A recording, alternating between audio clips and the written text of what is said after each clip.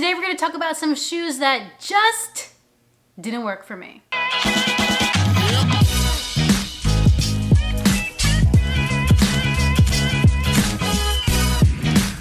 Good morning, YouTube. It's literally 5 p.m. when I'm filming this, but that's okay because when you see this initially, it'll be morning, maybe. What's up, everybody? I hope you're safe and healthy and happy and doing okay. So we're getting to the end of the year. Believe it or not, 2021 is almost behind us.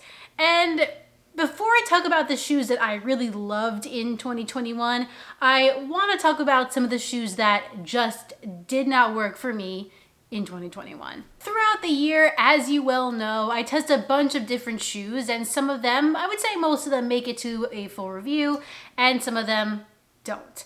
And just because a shoe doesn't get to a full review doesn't mean it didn't work for me. It could mean a couple things. I wasn't wowed by it, or I just didn't get to put the amount of miles in it that I need to. I'm just one person and I'm not running 100-mile weeks. So for me to test all of these shoes, it can get a little bit tricky sometimes. But there are some shoes that don't make it to full review because I just don't like them, or some of them don't even make it to the channel. So we're gonna talk about those today and the reasons why they didn't work for me. Now, another thing I do wanna say is just because these shoes don't work for me does not mean at all that they won't work for you. Everybody has different running strides, different cadence, different goals that they wanna meet when they're running. So it really depends on the person and the runner. I'm always speaking from my experience, and I'm not telling you how you should feel in a shoe and how much you should like it. One more thing before we get started, all these shoes except for one pair was provided to me by Running Warehouse or the brand itself. However, neither company is gonna see this before you. They can't tell me what to say, and all of my opinions are my own. And I'm pretty sure nobody would want me to say that I didn't like their shoe, so there you go. Okay, so the first shoe on my list is the Saucony Axon. Now, the one thing that I did like about this shoe was the price, and I'll put that somewhere on the screen here. I think it might have been like $100 or 110. Anyway, the price of this shoe is really good if you're looking for an affordable running shoe. However, what I didn't like about it is that it looks like it has all of this cushion under your foot, but it feels extremely firm. And that firmness never really let up. It never started to feel better. And I just thought that was kind of a letdown, because why would I want to, or why would I have to rather, sacrifice comfort if I don't want to break the bank and buy a super expensive shoe? So definitely was not one of my favorites of 2021. You know, the midsole is their Power Run foam. It's not like they put some kind of even cheaper material into it, but it just doesn't feel all that great under my foot. So for that, it made the list. The next shoe on my list is the New Balance Vongo V5. So I have some explaining to do with this shoe. In my first run impressions video, I really liked it. I thought it was great. I had been wearing it for, you know, like to marathon training, the very beginning of marathon training, and nothing had gone wrong with the shoe, was having a great time in it. And I even compared this shoe in a Which Should You Buy video to the Hokarahi 5, and I picked this shoe. Well, the day that that video released, I did my very first long run. I think it was a double-digit run of some kind in this shoe, and my feet were numb for like 4 miles, like solid straight 4 miles of numbness. And I stopped, and I'd have to like, you know, like roll my ankle a little bit, or like just move them around, wake them up, and they would wake up for a little while and then they would go right back asleep. So the moral of the story is, if I'm gonna do a Which Should You Buy video, I definitely wanna make sure that I have at least one long run in each shoe before I make that video, because I would definitely switch my answer now and pick the Hokarahi 5 for myself. I love the upper. I think it's such a nice, soft, stretchy material in that forefoot, and the foam is decent. I liked it. It's not too soft, not too firm, just in that nice middle ground. Has a nice roll off the toe as well, and it just doesn't work for me. I don't know if it's the stability elements and the way that they are utilized in the shoe, but I'm sorry, Vongo V5. However, this is a shoe that I have recommended to some people if they want to get into a stability shoe, because I don't think that everybody's foot's just gonna fall asleep. Plenty of people around the world wear this shoe and that doesn't happen to them, but it happened to me. So unfortunately, it made the naughty list this year. The third shoe I'm gonna talk about never even made it to the channel. Or maybe it did in a recap video, but as far as its own video, it never made it because my first run was miserable in it and I never ran it again.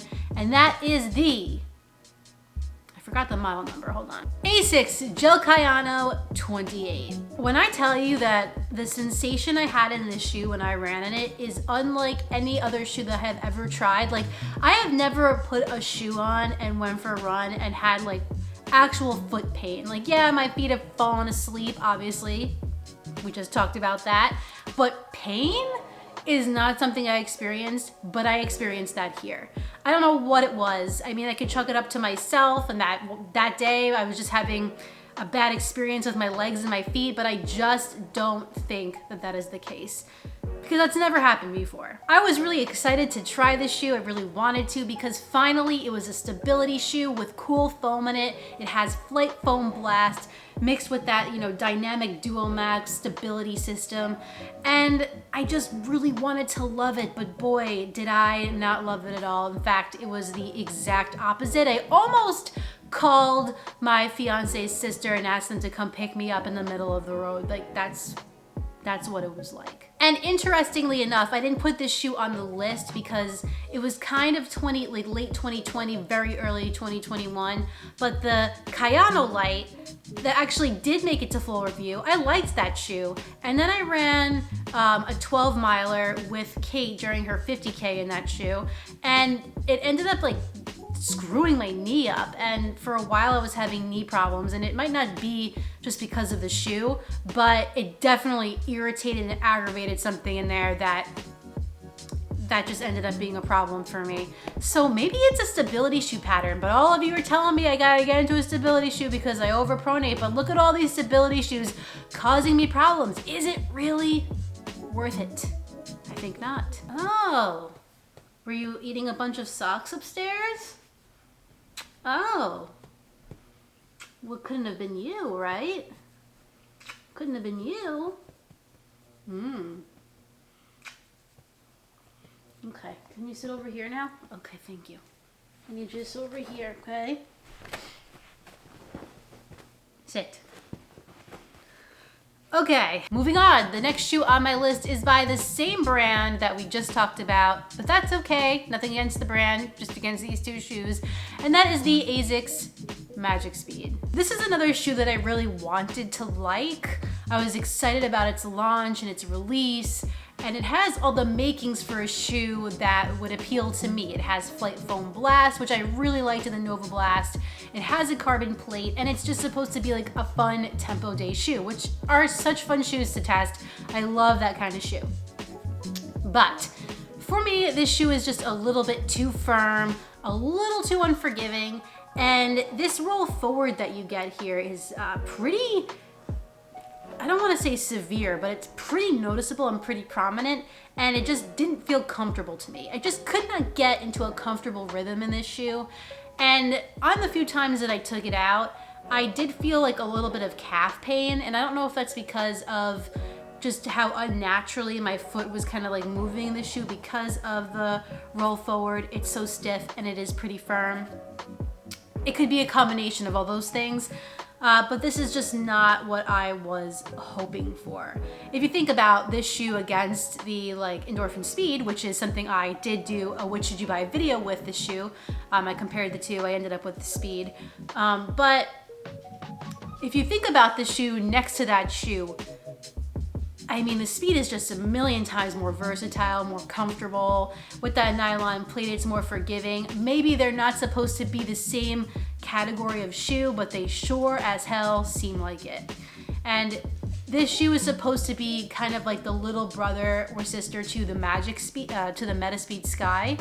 And to me, this is really just the big sibling to the Asics Hyperspeed, which is an even lower stack, firmer, more affordable shoe than this is. So I don't know, I just didn't really like it, and I didn't like this heel counter either. Thought this was just gonna cause all kinds of problems for some people. Unfortunately, this just wasn't my thing. Maybe I like the second version, I don't know, but I didn't like the first. And And that leads us to our last shoe that just didn't work for me. Now, this shoe is not a 2021 shoe. This is a shoe that I tried in 2021, but I had to put it on this list because I'm gonna get a lot of hate for it and I can't wait, but also because I just am so perplexed by it and I just don't know what I'm missing. I don't understand the hype, and maybe somebody can explain it to me. But that shoe is the Nike Alpha Fly. What? This doesn't make sense to me. I'm just not sure here. I know that I haven't formulated any kind of like sentence that makes sense, but when I wore this shoe, the couple times that I wore this shoe, I felt like a newborn deer that was taking its first steps. Like, it just didn't feel right. And what I find interesting about that, and the argument behind that, is maybe with my stride and my mechanics and whatever the heck else you want to call it are not efficient enough to wear this shoe. I'm not elite enough. I'm not fast enough. Well, then why is this marketed towards the masses? Yeah, it's an expensive shoe, for sure, without a doubt. And if you want to shell out the money, you gotta really be into it. But if it's not a shoe for everyone, why can everyone buy it? So riddle me that. That's just the argument that I know a lot of people make for the shoe. I think that anybody can wear any shoe that they want, no matter how your pace is, what your body mechanics are. You do you, boo. I don't care. I do me. But I just don't like this shoe. And I'm gonna try it again. I'm not done with it, I wouldn't say. I wouldn't say I'm completely like over it, never gonna go for it again. Because I want to feel the magic that some of you feel in this shoe, but boy, I do not feel magic. It's a springy ride, but it's just not the most comfortable ride. And when I put this shoe on my foot, I have a narrow foot, like as I always say. And when I put my foot into this shoe, I can feel my foot hanging off the side here because it's just so ridiculously narrow. I mean, whose foot can like be comfortable in this? And I see pictures all over the gram of people wearing these and their foot's hanging off the side of the shoe. And I just have to wonder how many people are saying this is comfortable because it's an Alpha Fly when it's really not comfortable at all. I'm sure there are plenty of people out there who think that this is a comfortable shoe, think it's the best shoe. I know Kofuzi really likes it for, you know, longer distance runs. And it's possible that I just don't, again, have the body mechanics for this to work for me. Very possible. I'm fine with that. But yeah, maybe that's the case because this just did not work. Maybe in 2022, I'll try this again. I'll eat my words and this will end up being my favorite marathon shoe of all time. But I just cannot see that happening right now. All right, well, those are the 5 shoes that just did not work for me in 2021. Again, doesn't mean they won't work for you. I'm just speaking on my own experience. Next week, next Sunday, a week from today, we will have a video of my favorite shoes from 2021 with a couple of different categories. It'll be a little bit different than last year's video, but I'm really excited for that. It's gonna be a great video, a more positive, uplifting video that just shows off the running shoe technology from 2021. And it was a good running shoe year, I'd say. I'd say it was a pretty good success. But in the meantime, please tell me your least favorite shoe that you tried of 2021 down in the comments. I wanna know what you guys were wearing that you just did not care for. If you enjoyed this video, please like it down below and subscribe. And when you're done with all that, hit that notifications bell so you can find out every time I upload a new video. Will 2022 be the year I fall in love with the Alpha Fly? Probably not, but stay tuned. I have some more videos for you next week, but in the meantime, get out there, get on the grind, and don't forget to run like Helen. See you next time.